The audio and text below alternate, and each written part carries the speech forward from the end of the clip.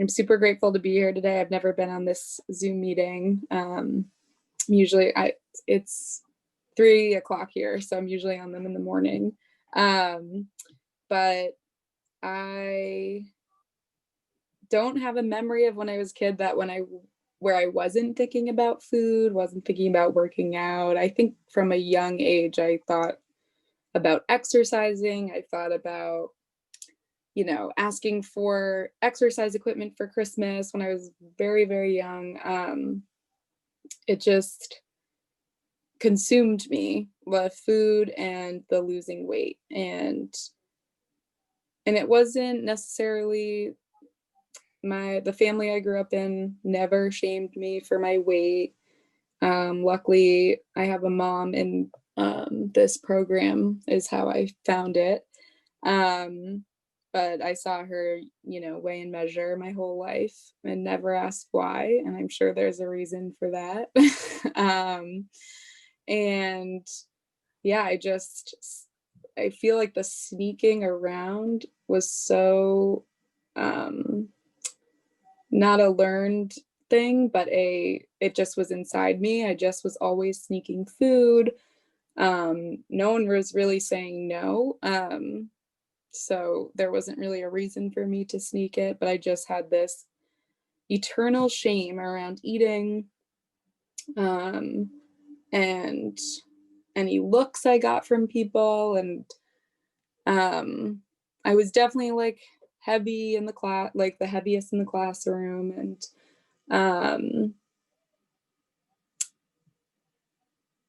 just horrible memories of, being the heavy one, as I'm sure a lot of us can relate to. And I was diagnosed with Lyme disease um, in when I was in the fourth grade or fifth grade, and I missed a ton of school, and that's kind of where the addiction took off. It was just so easy to grab food from the fridge, and my mom would be home, but I'd sneak down, and she knew what was going on. She would actually be going to meetings and live meetings in the morning, and that's when I would carry up all my goodies. And just the crazy way I thought about food and losing weight. And when I was bedridden, I just got so heavy, and I think I was like 190 pounds when I was 12, and just so miserable. And I remember just being at this science fair with my partner, and her reaching for the extra small um, kids t-shirt, and I'm reaching for the extra large adult t-shirt. And I just remember it like hitting me so much. And um sorry, I'm losing my train of thought. And it was just a tough growing up experience, being home all the time and then going back to school and then being heavier than the last time I was at school. I did have really great friends, I will say. And um, just the thoughts are just even going into the cafeteria in school, I would sneak around on the off hours and get stuff, and felt so much shame from even just like the lunch lady. And it's not like they were thinking about it. It was just all about me and my weight and what I was eating 24/7. Um, and the doctor for Lyme disease said I had to, stop eating sugar if I wanted to start getting better. And I lost all this weight, and I was super happy. I lost 60 pounds in eighth grade. And um, but the obsessiveness was like, well, I want to lose more. I want to lose more. And I went to Weight Watchers, and they introduced those sugar-free things we can't have, and it just sent me back into a spiral and lying and sneaking around, starting to like fail high school, and just couldn't really do anything, really. Just I don't even know what other people think about, like kids what they would think about, because that's truly all I thought about. And my mom, you know, could tell I was struggling, and I truly didn't know what the gray sheet was, like 17 or 18 years of my life. I never asked why she did it. I just said to people, like friends or whoever, oh, my mom eats weird. That's it.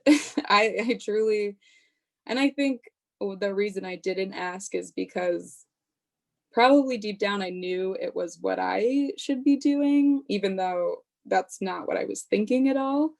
But it is kind of crazy that I didn't know why she did it, and until she brought me to a meeting, and You got 10 minutes.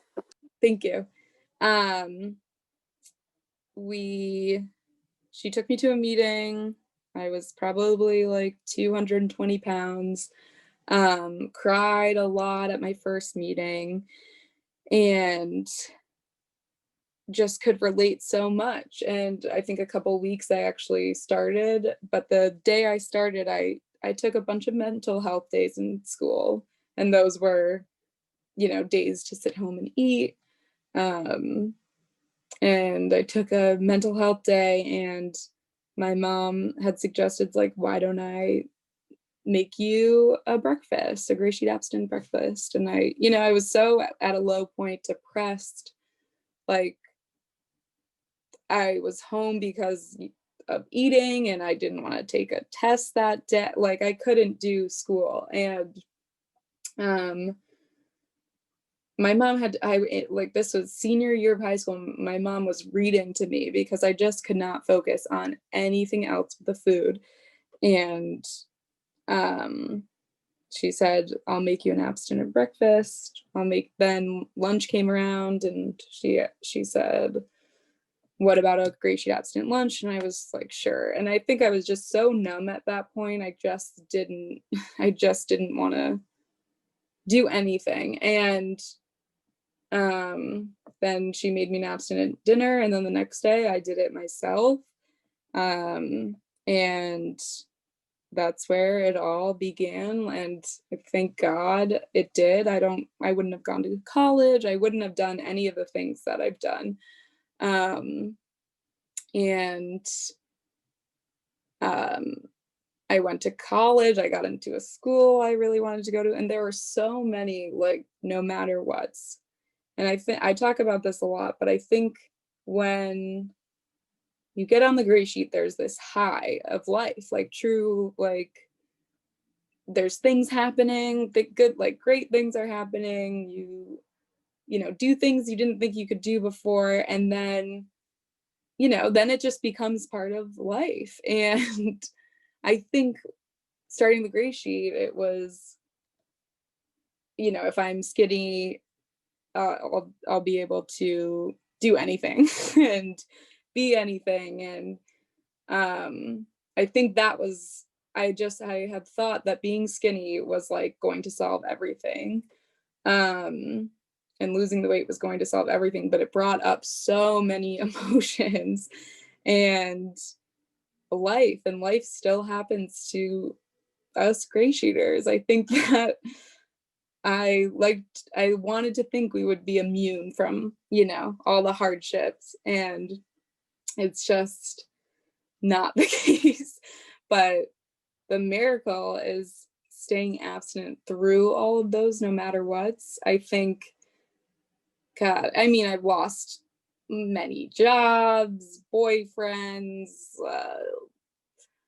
just so many things have happened in the last 10 years, and I did it without picking up the food. And because I know that it's not going to make anything better.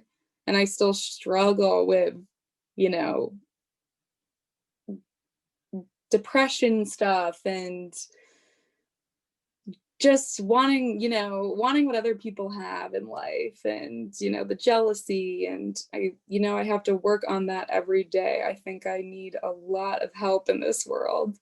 Um, and I'm okay with saying that, and like knowing that, and knowing I just have the tools to get out of a rut so much quicker. I mean, I can be upset one minute and like change my attitude because of the gray sheet, and where that could have been like a weeks of sadness before.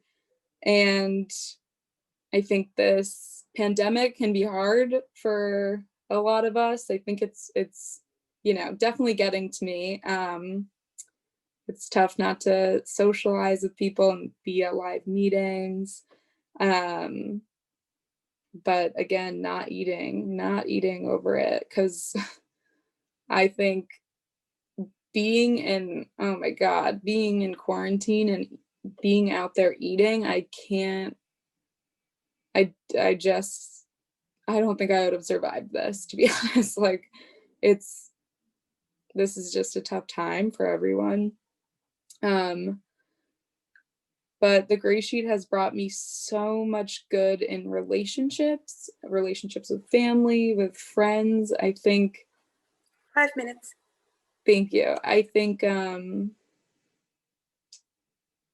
my friends who are not, sober, not on the gray sheet, they show up. They don't even, it doesn't matter if I remember weighing something and it was 3.9 and I was like, and then I went in the fridge, but my roommates like handed me food off of their plate, like trying, just, I'm so grateful for the relationships in my life. And I think I can, I definitely, when I put the food down, I definitely um picked up like validation almost as an addiction, or love, and um always seeking some sort of validation from um like a partner. And I think I still have to work on that. I just had a breakup a month ago or so, and it just feels like I'm never going to get out of the emotions of it, and it's just coming in waves. And um it's tough, but we don't eat, and that is, oh, thank God. um I can't, I never really want to see myself like that again, because um just, I was not nice. I was just so in my head, so selfish. And um I'm just so grateful for the community and the gray sheet. So thank you.